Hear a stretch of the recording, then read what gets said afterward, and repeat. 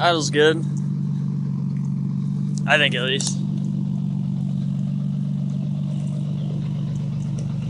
I think it's idling about 700, maybe 800. I think it's 800, 900, something like that.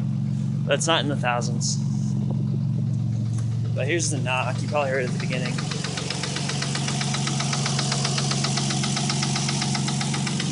It's back here.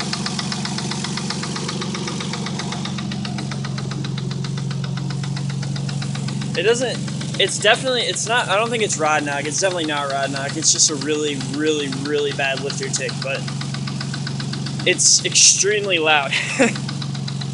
Like I said, if I had a daily driver, this shit would already be taken apart and I'd be fixing it right now, but don't have a daily driver right now, so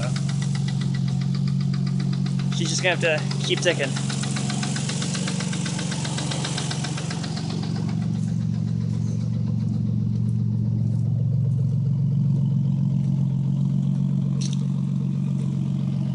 Let's go look at the oil pressure.